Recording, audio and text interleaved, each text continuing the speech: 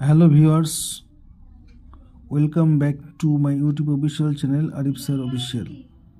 আজ তোমাদের এই ক্লাসের ভিতরে আমি প্রোভাইড করতে চলেছি আসন্ন ক্লাস 11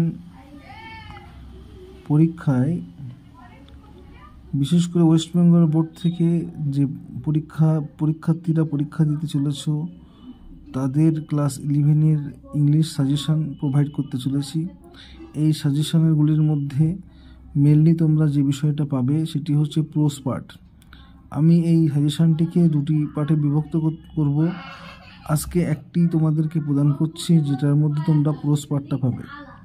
তো প্রোজ পার্টের মধ্যে আমরা সবাই জানি যে প্রোজ পার্ট থেকে লং কোশ্চেন হিসেবে 5 মার্কসের থাকে।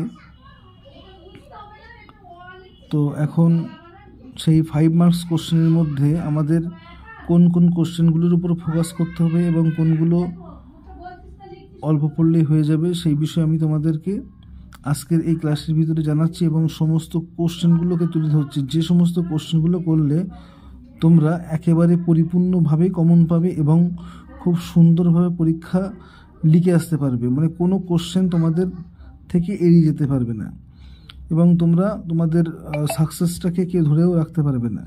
তো আজকে সেই সাজেশন ক্লাসটি আমি তোমাদেরকে প্রোভাইড করতে চলেছি। তোমরা মনোযোগ দিয়ে দেখলেই বুঝতে পারবে যে কতটা ইম্পর্ট্যান্ট হতে চলেছে আজকের এই ক্লাস।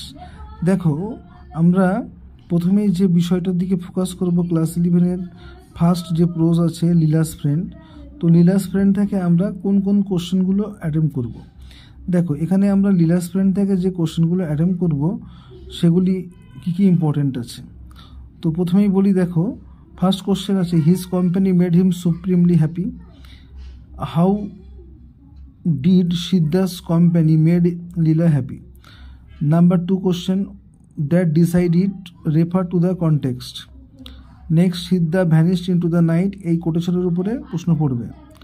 তারপরের কোশ্চেন হচ্ছে her mind was disturb, whose mind is mentioned here, what for was it disturb. Next question হচ্ছে describe the character of Siddha. এই 6টি কোশ্চেন করলে এর থেকে লীলাস ফ্রেন্ড থেকে ডেফিনেটলি তোমরা কমন পাবে। নেক্সট আমরা যে বিষয়ে আলোচনা করব সেটি হলো Jimmy Valentine.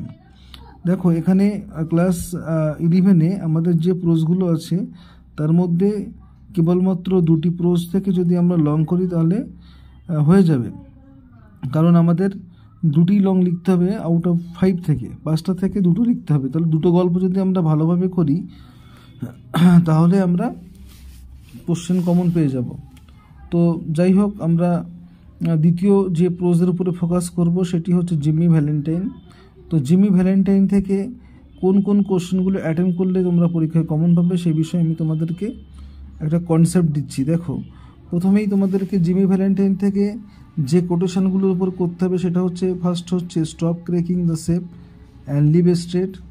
Number 2, Mr. Ralph Spencer, the phoenix that arose from Jimmy Valentine assess significance the title of Jimmy Valentine. Next, character of Jimmy Valentine. তারপরে the role of Ben Price।